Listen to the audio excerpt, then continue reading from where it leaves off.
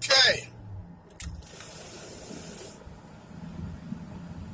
This video was to talk to y'all about communication with your customers and how to keep your customers.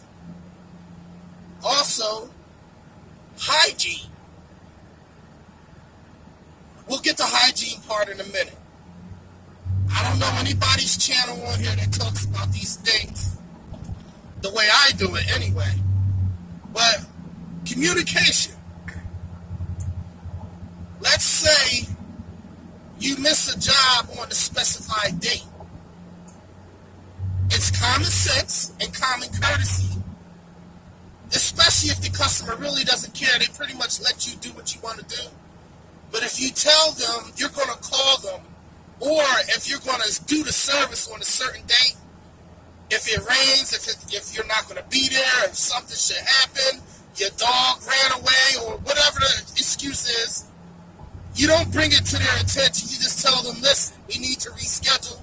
Can we come the next day? And most likely they will be okay with that. You can get where the point is where I'm trying to tell you about communication. It's a must. Always communicating with the customer will let you know that you're considerate of their well-being and their establishment. Being courtesy will also keep your customers, because they say, oh, he's a nice guy, he's an upstanding guy. Not only that, it wouldn't hurt to reward your favorite customers. As you saw in my videos, I give my customers yellow watermelon. I'm on my way now to gather another bunch of yellow watermelon up. I just got the call, they're back in.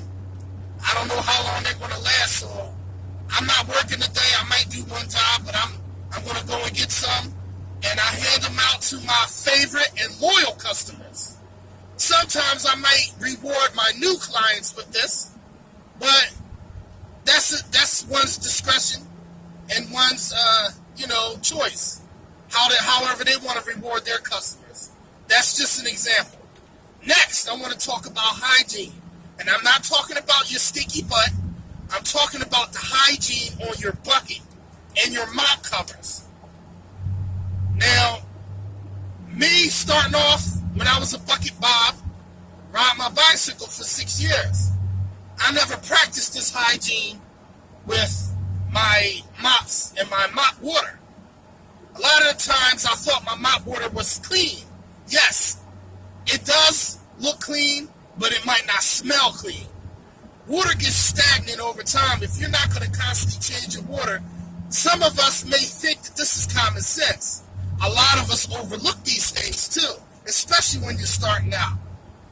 You don't need to be going in a business establishment, a food establishment at that, smelling like musty old, dirty old laundry and musty old water, smelling really rancid. The guy you saw in my videos a while back, I deleted all of them, but that's another story. I gave him a mop cover because I went into a Domino's pizza that he was doing. As soon as I walked in, I smelled the odor coming off that mop. It smelled like who did it in red. I mean, it was funky. I'm talking about not funky in a good way, like James Brown way. This was really, really funky. So I gave him a new mop cover, and that was that. But he doesn't practice that because maybe he doesn't want to move on up like George Jefferson and the Wheezy. But all that being said, I know it's not hard to wash mop covers, but some of us may not want to excuse me. I'm trying to get out of here. I missed my turn talking to y'all. Some of y'all might not want to wash your mop covers all the time, especially the Wagtail covers, because over time they get a little shabby and they won't stick to the Velcro. So here's what a few of us do. Chris Dauber, he does his a little different. Richie Blue does his a little different. He lets his submerge in about a few inches of water with just a little bleach, not too much bleach, because Bleach will tear the material up. And let it sit overnight. And with a little laundry detergent in there. That's fine to cut that odor. He does that once a week. Just like you go to the laundromat, you wash your clothes, you can throw the mop covers in there, or when you do your rags, you do your mop covers. It's as simple as that. But most of us don't do our rags because we have a crap load of rags, and there's no need to wash them every couple of days. Next, how I do my mop covers. I get a bottle of Clorox spray. Not the one in the aerosol can, but the one that you use for the shower and the sink. You spray it on the mop on one side, flip it over, spray it on the other side, and then spray it on the top part of the mop cover. You let that sit in there. You could do it even in between jobs. It takes a couple seconds. This is how I keep my mop covers nice and fresh. Oh, trust me, your customers will let you know when your mop covers are getting real musty and rancid, because they can smell it. It's just like the trash man that's throwing trash all day long. When he gets home to his wife is saying, please, before you touch me, jump in the shower.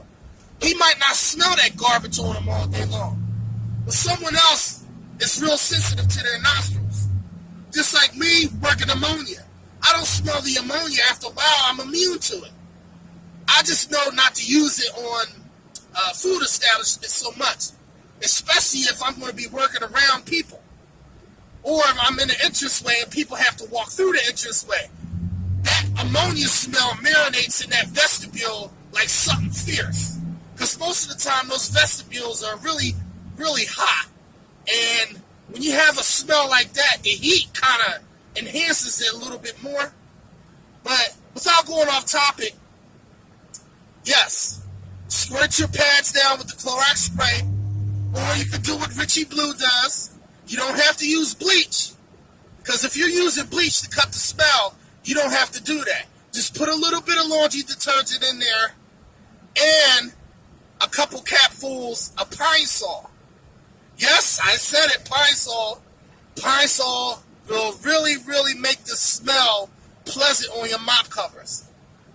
I've had people comment me on the smell that I leave behind, the aroma that I leave behind.